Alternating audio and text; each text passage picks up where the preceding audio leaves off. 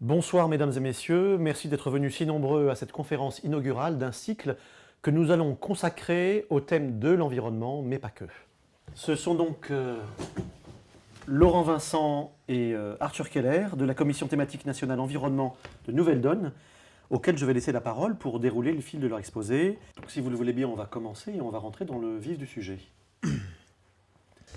Donc nos travaux s'appellent, vous avez peut-être pu le voir déjà, 1000 milliards pour le climat, et ça consiste en un certain nombre de propositions voilà, qui nous semblent pertinent d'annoncer un petit peu avant la COP 21.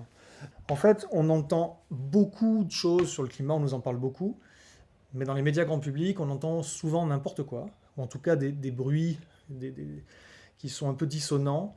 Donc voilà, la science est claire sur le fait qu'il y a un réchauffement climatique, sur ses origines humaines, et sur le fait qu'il y a c'est uniquement par la modification des actions humaines, des activités humaines, qu'on peut éventuellement réussir à changer tout ça. Et elle est également extrêmement claire sur l'imminence de problématiques qui sont globales et sur donc l'urgence de l'action. Je pense qu'on a un retardataire.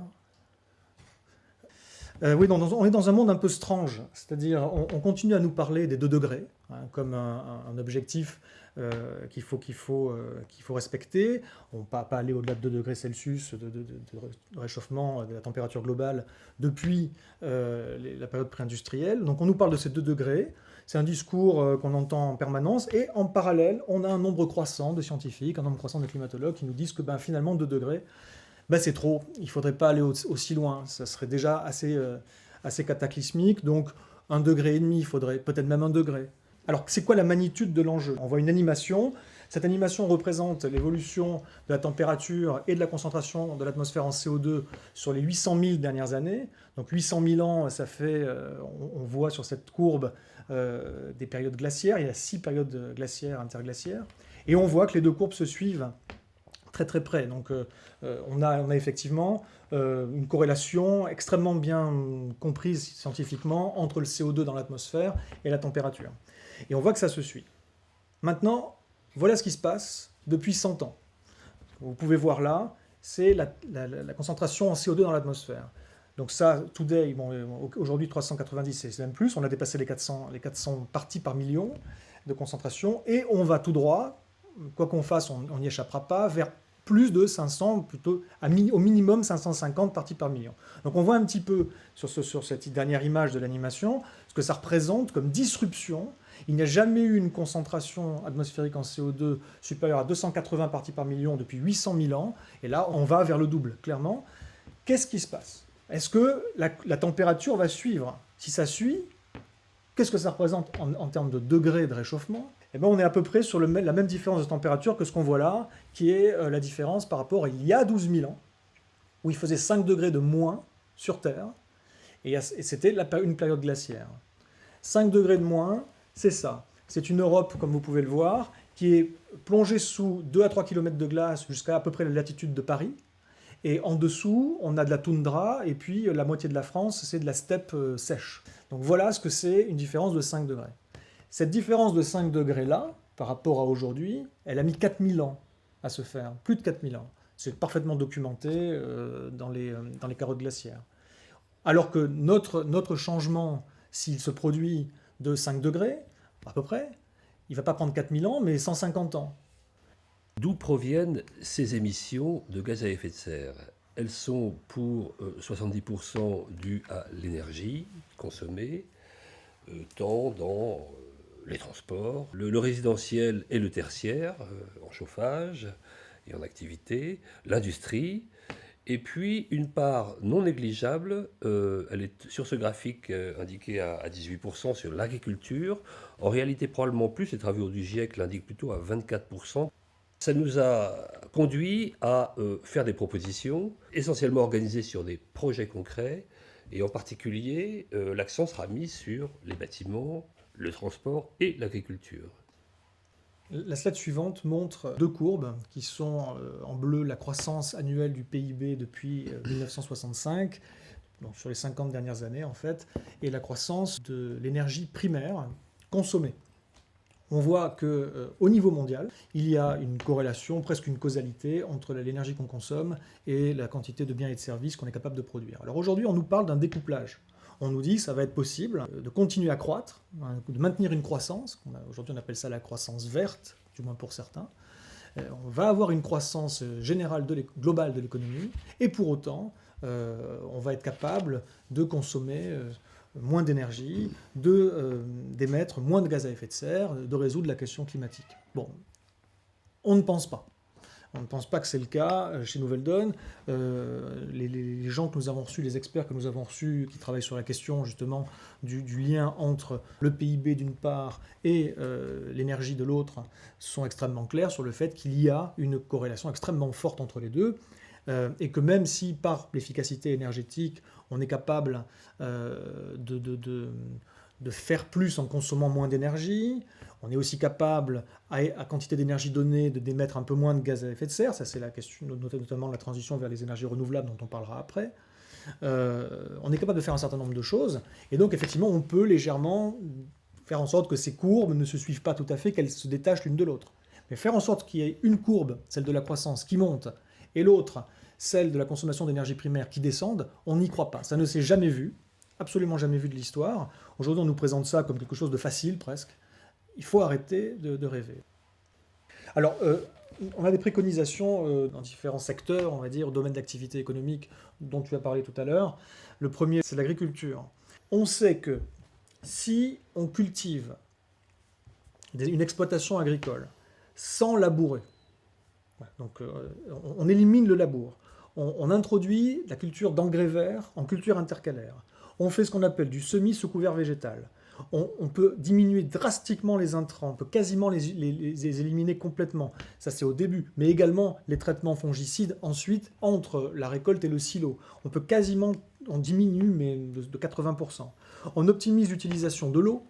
Si on remet des arbres, on va non seulement pouvoir diversifier les cultures, on va pouvoir retenir les sols pour empêcher leur érosion, comme c'est le cas aujourd'hui dramatiquement. On a un certain nombre d'outils aujourd'hui qui sont parfaitement maîtrisés et connus, mais qui sont tout à fait minoritairement utilisés dans le domaine agricole. On a des outils qui nous permettent d'avoir une agriculture qui serait régénératrice des sols et qui arrêterait de les détruire, régénératrice de la biodiversité également, qui aurait un énorme impact, qui arrêterait d'avoir un impact négatif sur les océans par justement cette érosion des sols qui fait que la terre et tous ses nutriments partent à la baille. On peut avoir des rendements, accrochez-vous bien, supérieurs avec moins de travail.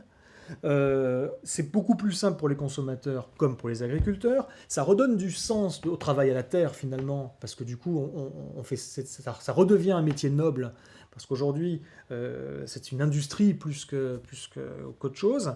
On crée des emplois, on peut diviser les émissions de gaz à effet de serre de 40%. Alors si on fait la somme de tout ça, on ne comprend pas pourquoi il n'y a pas déjà une transition de ce modèle agricole vers toutes ces pratiques dont je parle et qui sont aujourd'hui éprouvé, c'est démontré, il y a suffisamment de gens qui l'ont fait pour démontrer que ça fonctionne. Sur le transport, qui représente 32% quand même de la consommation énergétique primaire, le réseau ferroutage, le réseau ferré, les highways, c'est alors les équiper des voies rapides ou des autoroutes sur la file de droite pour que les camions équipés de caténaires puissent se raccorder sur des fil électrique comme un tramway, mais tout ça peut se passer à 80 à l'heure, 90, et c'est déjà opérationnel au stade expérimental chez les Allemands. Développer aussi des véhicules à très basse consommation, de façon à consommer 2 litres au 100 ou 1 litre au 100 si on accepte des véhicules de petite taille. Et sur des modèles économiques qui consisteraient non pas à acheter ou à vendre des véhicules, mais à les laisser à disposition, moyennant un prix au kilomètre et moyennant un service de mise à disposition, de maintenance de ces véhicules. Bien sûr développer le transport en commun. Et par exemple, cette belle idée que tu développais l'autre jour de tram-train. Effectivement, ouais. C'était à Limoges et c'était la première moitié du XXe siècle. Il y avait un tram-train qui était, comme tu viens de le dire, un moyen de transport qui, hors de la ville, roule sur des rails de chemin de fer, les rails comme les autres trains, mais qui peut rentrer dans la ville, et là, ça devient un tram. Voilà. Et ça permettait de desservir intégralement, en l'occurrence, la région de Limoges. Et effectivement, avec 345 km de voies à l'époque, et plusieurs dizaines, je ne sais plus combien exactement, de machines qui desservaient très bien toute la région, tout ce réseau fonctionnait avec seulement 1,8 MW, c'est-à-dire moins que ce que c'est produire aujourd'hui une seule éolienne industrielle.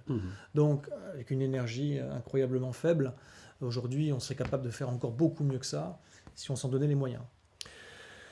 Sur le secteur du bâtiment, bien sûr, c'est un point très important puisque ça représente 43% de la consommation énergétique primaire. Sur le logement privé, ça veut dire qu'il faut lancer de l'ordre de 700 000 logements par an. Aussi des bâtiments tertiaires pour une part non négligeable puisque ça peut représenter 25 millions de mètres carrés par an. Ça veut dire aussi former 700 000 ouvriers et artisans par an pour créer des bilans thermiques, savoir créer des bilans thermiques, savoir isoler à l'intérieur, à l'extérieur, savoir traiter l'étanchéité à l'air. C'est une révolution dans le bâtiment qui a lieu, mais qu'il faut accompagner. Ce sont des gains importants d'économie d'énergie, évidemment, qui viennent en diminution des coûts, bien entendu, puisque la consommation d'énergie serait de l'ordre de passer de 350 puis à 200 jusqu'à 50 kW par mètre carré par an en 2050. C'est une réduction très importante. Le travail que Philippe Quérillon a pu faire sur le scénario Négawatt, qui est une de nos sources de travail, une création nette d'emplois de 300 000 emplois. Sur l'industrie aussi, il y aurait sans doute beaucoup à faire. Elle représente 23% de la consommation énergétique primaire. Je vous ai parlé tout à l'heure de ce qu'on appelle l'économie de la fonctionnalité, c'est-à-dire mettre à disposition des biens en service et pour les voitures, les payer au kilomètre ou pour des équipements, les mettre à disposition et en assurer la maintenance. C'est une technique qui coupe court à l'obsolescence programmée, c'est-à-dire que les industriels qui mettent à disposition ce système ont intérêt à faire durer leurs produits et non pas se dépêcher de les rendre obsolètes pour en acheter de nouveaux. Ce qu'on a comme objectif principal, nous, c'est de décarboner le système énergétique. C'est ça qui est le plus important à notre sens. Donc, on nous parle des énergies renouvelables, ENR, et effectivement, nous sommes aujourd'hui tout à fait clairs sur le fait qu'il faut les développer, et les développer massivement. Toutefois, pas n'importe comment. Souvent, on nous dit « oui, on est pro-ENR ». Pour nous, le terme pro-ENR ne veut strictement rien dire. Il y a toute une palette d'énergies renouvelables. Il y en a qui sont bonnes, il y en a qui sont mauvaises, il y en a qui sont moins bonnes que certaines. Et puis surtout, ça dépend des endroits. Donc une énergie renouvelable qui va être bonne à un certain endroit, par exemple du solaire, ça va être très très bien là où il y a du soleil. Le solaire là où il n'y en a pas, c'est effectivement moins bon. Ce que je veux dire là, c'est qu'il y a du bon et du moins bon, et un certain nombre de modalités à prendre en compte pour faire cette transition vers les énergies renouvelables. La transition vers les énergies renouvelables, elle est pourquoi ? Elle est pour que la société puisse continuer à avoir de l'énergie à sa disposition. L'énergie, c'est tout. On ne peut faire aucune activité, on ne peut pas vivre sans énergie. Il en faut. Donc, puisse continuer à avoir sa fourniture d'énergie, alors qu'on arrive à des limites, pics pétroliers, dont on parlait tout à l'heure, à des limites sur la disponibilité de certaines sources d'énergie. C'est pour ça qu'on va vers les énergies renouvelables. Et sur la question du climat, pour nous, l'important, c'est d'arriver à faire cette transition vers les énergies renouvelables sans qu'elle soit au détriment du climat. Ça, c'est toute une problématique. Donc, le second point de la slide, c'est le nucléaire. Oui, nous sommes anti-nucléaires, on va dire ça comme ça, c'est-à-dire on est pour une sortie du nucléaire. Mais c'est une sortie que l'on veut graduelle. La sortie du nucléaire, elle doit être planifiée, savamment organisée.